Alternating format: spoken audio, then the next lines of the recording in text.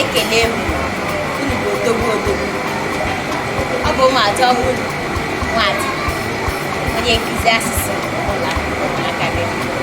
Eji m obere ohere asị ka m pụta ka mụ na unu nọrịta. O nwere ihe na-enyetụ m nsogbu n'obi chọrọ ka mụ na unu kparịta. Ile anyị ga-achọpụta na ọ dị ugbu a n'asụsụ Igbo dịka ọ na-achọ ịla azụ. Ụfọdụ ndị kwuru ma buo amụma na n'oge na-adịghị anya na asụsụ Igbo ga-ahụ maọbụ laa aka n'anya, mana anyị agaghị enwe. Nchọpụta ndị ha mere si na otu n'ime ihe mere asụsụ Igbo ji ala azụ bụ maka otu ndị nne na nna si eme agwa ha na-agba n'ebe asụsụ. Ndị nne na nna adịghị, ọtụtụ n'ime ha adịghị enyere asụsụ Igbo aka. Mgbe ụfọdụ ha na-adị enwe mmasị ịkụziri ụmụaka ha asụsụ.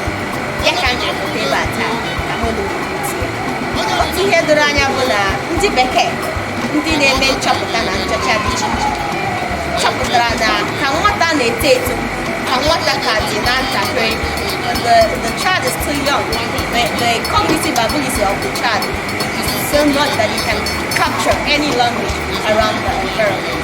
It can capture more than 3, 4, 5, 6. The person can even become a polyglot. So it depends on the parents, the effort they put in to make sure that that child grasps the language of the environment. And that child can even use them very well without each one mingling or interfering with the other. What am I trying to say? Here in the Ethiopia, when asụsụ Igbo agaghị egbochi nwa gị ịmụrụ amụ ịmụta asụsụ ya.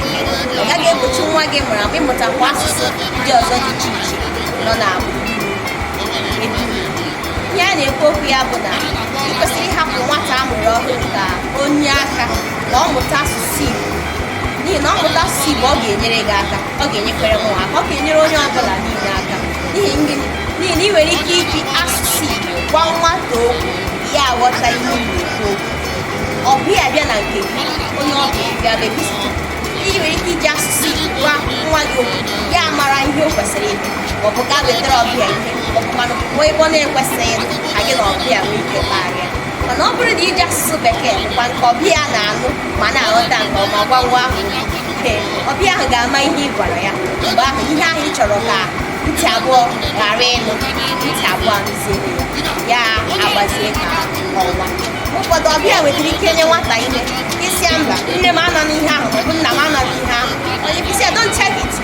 Ọbịa ọtala na ihe ị gwara ya okwu agbaala ya bụ ya ihe ị chọrọ ịgwa nwa ahụ emebiela. Ihe m chọrọ ịgwa ndị nne na nna taa bụ na ha nye aka. Ọ bụ na nwata bata ụlọ akwụkwọ wetere gị ihe omume maọbụ ọrụ ụlọ ndị e nyere ya, si biko nyere ya aka ka o mee ọrụ ndị ahụ otu ọ dị, n'ihi na o mee ya ọ ga-abara gị bakwara m. Sikwa ike na-akụziri nwata asụsụ Igbo, n'ihi na onye tụfuru njirimara ya atụfuola onwe ya. Ndị ọcha anyị na-akọbi ma na-enwobi na-ejide ihe eji mara ha bụ asụsụ, iwe ha, nri ha na ihe ndị ọzọ dị iche iche. Ha adịghị atụfu ya maọbụ kwe ka ọ laa aka.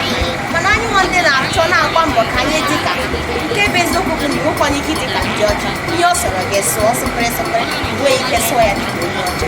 Ihe m na-akọwa bụ jide nke gị, werekwa nke ha dị tinyekwuo na nke gị, ya ama mmadụ ụtọ. Asụsụ Igbo magburu n'onwe ya, ọ bụ asụsụ bọọlụ pụrụ iche. Ma nri ha na ejiji ha otu ha si eme ihe nwa pụrụ iche. Enweghị ihe mere ka ndị ọzọ mee ihe otu ha si eme. N'ihi ya taa, malite taa na-akụziri nwa gị asụsụ. Kwe ya ka ọ sụọ asụsụ Igbo.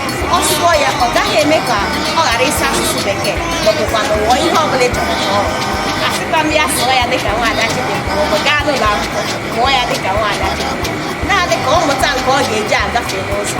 Di na nkwụsị ọnwụ rida nkọfe ka o ji agafe n'ụzọ ya dịrị ya.